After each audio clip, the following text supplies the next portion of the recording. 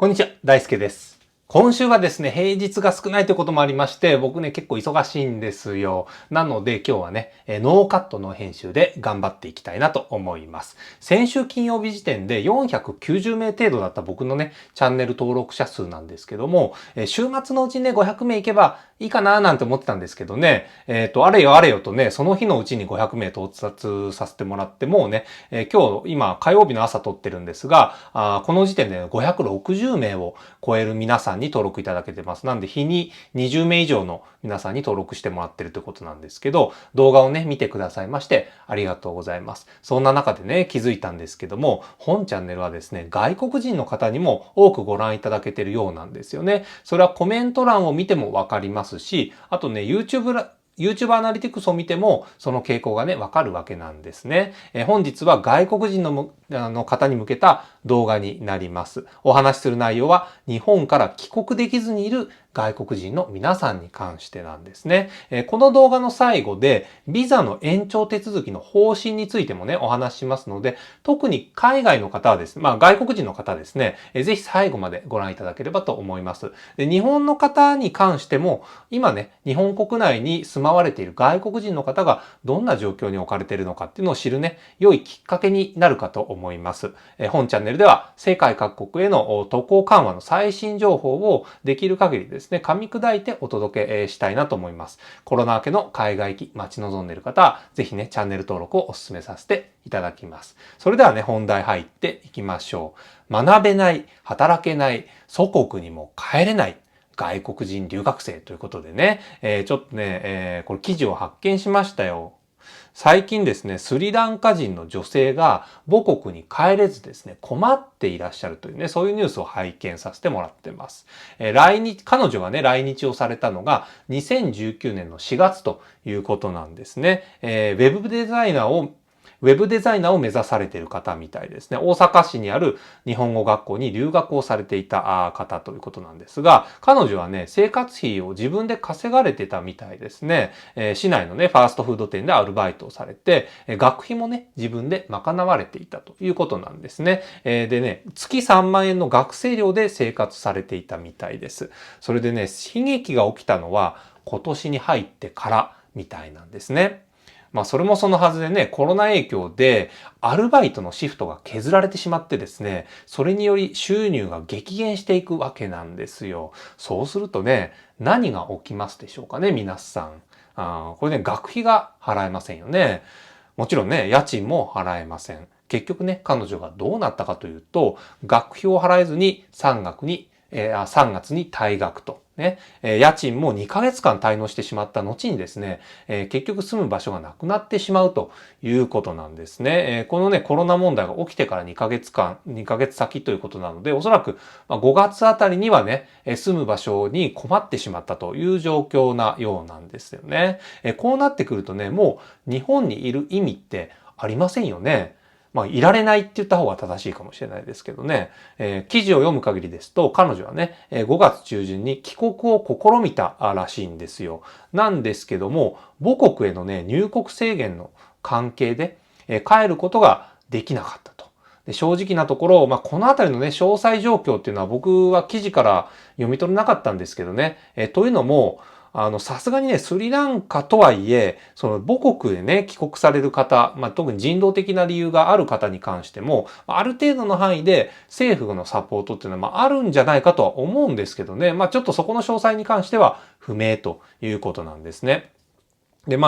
そういうサポートが仮にね、あったとしても、叱るべきルートでね、政府に問い合わせが必要ですし、この状況下でね、限られたフライトを自分で手配して、必要な手続きを行っていく、しかも自分だけでね、異国の地で、それをやっていくというわけですから、これはね、大変なことですよね。で、彼女はですね、スリランカでは、5人家族だったみたいですね。彼女のご両親と弟さんと妹さんというね、こういう構成だったみたいです。で、生活が、苦しくてね、満足に食事を取れないことも多々あったみたいなんですよね。で、その状況を見かねた彼女の父親が銀行からね、お金を借りまして、なんとかね、こう留学費を工面されたというわけなんですけども、このね、日本で成功してね、家族の生活を助けてほしいと、ね、こういう言葉で送り出されてきたわけですから、これはなかなか辛い状況だと思いますよね。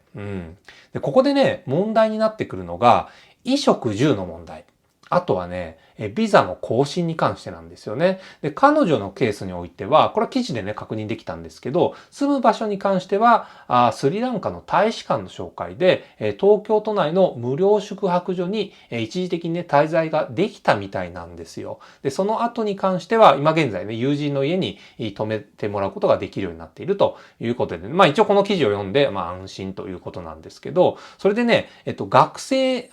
学ビザをお持ちだったみたいなんですけど、彼女の期限はね、7月だったということで、この場合ね、延長申請が必要になってきますので、記事によると短期滞在ビザ、こちらにね、更新ができたみたいなんですね。良かったですということですが、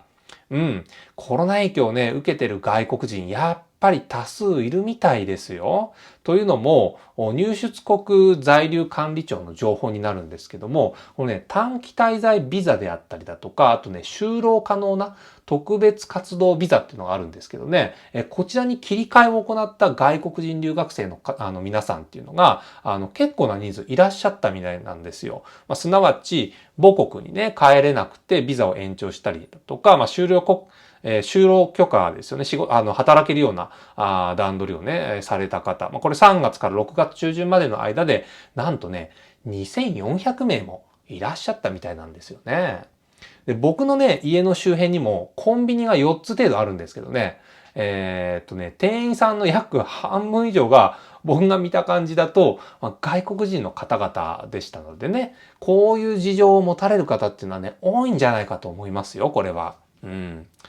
ですので、そのようなね、問題、直面されている方が、もしね、この動画を見られていましたら、